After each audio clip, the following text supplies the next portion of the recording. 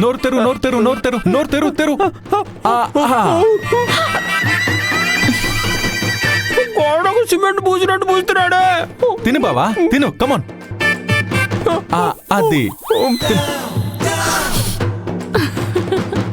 బావా గుడ్డు తీసుకో.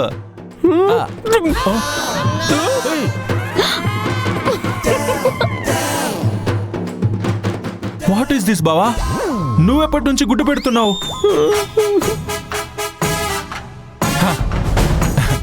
తిను తిను తిను బాగా తిను తిను.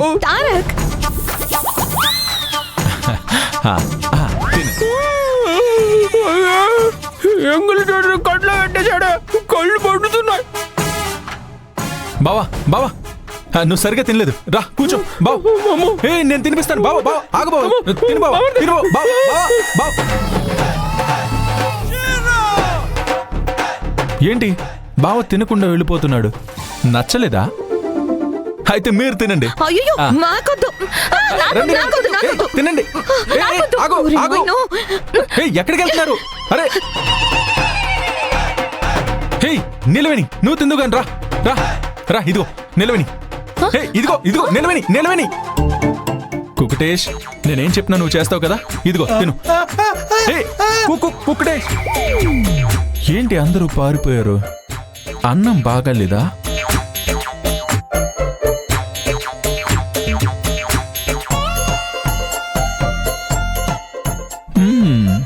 బానే ఉంది కదా, అందరూ ఎందుకు పారిపోతున్నారు?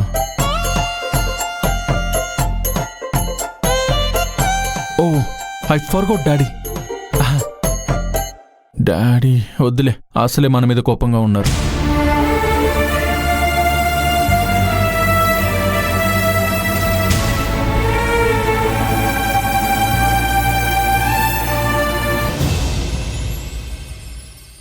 తారక్ బాబు ఇన్నాళ్ళు మందు తాకుండా ఉండటమే ఎంతో గొప్ప. ఒక మనిషి ఇంతెల్లా మందుకెల్లా బానిసైపోతారన్నయ్య. ఇప్పుడు మందు తాగుతున్న వాళ్ళంతా మందు పైన ఇష్టంతో తాగట్లేదమ్మా. కొందరు మనసులో ఉన్న బాధని మర్చిపోవడానికి తాగుతారు, మరికొందరు ఇంట్లో పరిస్థితులు సహకరించట్లేదని తాగుతారు, ఇంకొందరేమో అప్పుల బాధల్ని తట్టుకోవడానికి తాగుతారు. ఒక్కొక్కరికి ఒక్కొక్క బాధ. అప్పటికి ఆయన్ని నేను చంటి పాపలా కంటికి రెప్పలా అనుక్షణం జాగ్రత్తగా కాపాడుకుంటూ వచ్చానన్నయ్య. అయినా ఆ రూంలోకి ఆ దరిద్రపు గొట్టు మందు ఎలా వచ్చిందో అర్థం కావడం లేదన్నయ్య. నీకు కలుగులో ఉన్న ఎలుక గురించి తెలుసు కదమ్మా. అది ఎక్కడ ఏం దొరికినా తీసుకుని వచ్చి కలుగులో దాచిపెట్టుకుంటుంది. అవసరం వచ్చినప్పుడు ఆ దాచిపెట్టిన ఆహారాన్ని తింటుంది. ఈ తాగుబోతులు కూడా అంతేనమ్మా. మందు దొరికినప్పుడు తీసుకొచ్చి దాచిపెట్టుకుంటారు, అవసరం వచ్చినప్పుడు ఆ దాచిపెట్టిన మందుని తీసుకొని తాగుతారు. తారక్ బాబు కూడా అలా దాచిపెట్టిన మందుని తాగుంటారమ్మా. ఏంటో అన్నయ్య, ఎంత కష్టపడ్డా ఫలితం లేకుండా పోయింది. ఆయన మళ్ళీ మునుపట్ల తాగడం మొదలుపెట్టారు. నువ్వు చెప్పింది 100% నిజమేనమ్మా.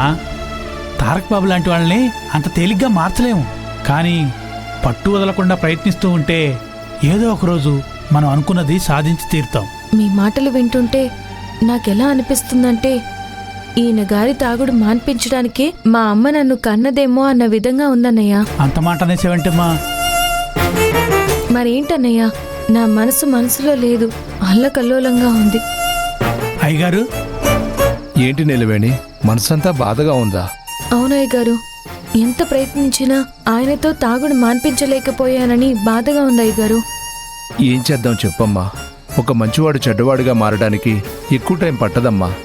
అదే చెడ్డవాడు మంచివాడుగా మారడానికి ఎన్నో సంవత్సరాలు పడుతుంది. అలాగని ఆశల్ని వదిలేసి ప్రయత్నాన్ని పక్కన పెట్టకమ్మా. అలుపెరగకుండా ప్రయత్నిస్తుంటే విజయం నీ బానిస అవుతుందమ్మా. నేను అదే చెప్తున్నాను అయ్యగారు. జరిగిన దానికి దిగులు పడకుండా నిరంతరం నిత్య విద్యార్థిలా కృషి చేస్తూ ఉంటే నీ ప్రయత్నం తప్పక ఫలిస్తుంది.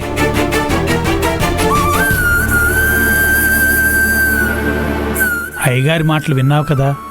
జరిగిపోయిన దాని గురించి ఆలోచించకుండా జరగాల్సిన దాని గురించి ఆలోచించమ్మా. ఇప్పటికే ఆలస్యమైంది, వెళ్ళి పడుకోమ్మా.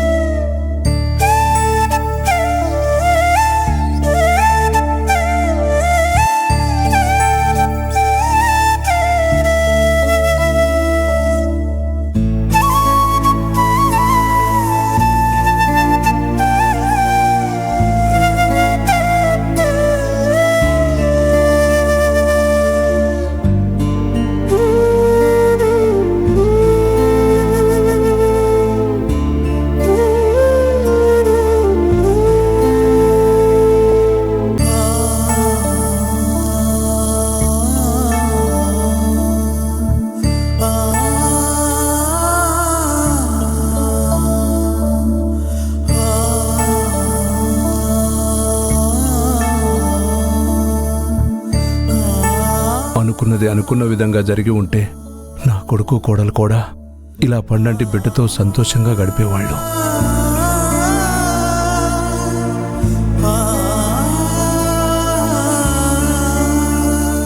ఏంటి మహేంద్ర, ఏదో పరధ్యానంలో ఉన్నట్టున్నావు? మీరా గురుగారు? ఏంటి మహేంద్ర, ఏం ఆలోచిస్తున్నావు? ఏదైనా సమస్య? మీరే అన్నారుగా సమస్యని, దాని గురించే ఆలోచిస్తున్నాను. నన్ను క్షమించండి గురువుగారు. క్షమాపణలు ఎందుకు గాని, ఏంటి ఆ సమస్య? అసలు ఏమైంది? ఎందుకంత దిగులుగా ఉన్నావు? పెదవులపై చిరునవ్వు ఉంది కానీ ముఖంలో కళే లేదు. అసలు ఏం జరిగింది? ఎందుకలా ఉన్నావు? ఒకసారి అటు చూడండి.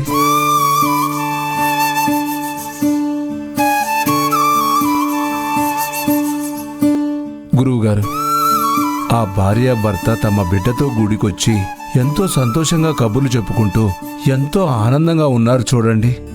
చూస్తుంటేనే సంతోషంతో కడుపు నిండిపోతోంది. అలాంటి ఆనందం నా ఇంట లేదు. అలాంటి సంతోషానికి నేను నోచుకోలేదు. ఎందుకంత బాధపడుతున్నావు మహేంద్ర?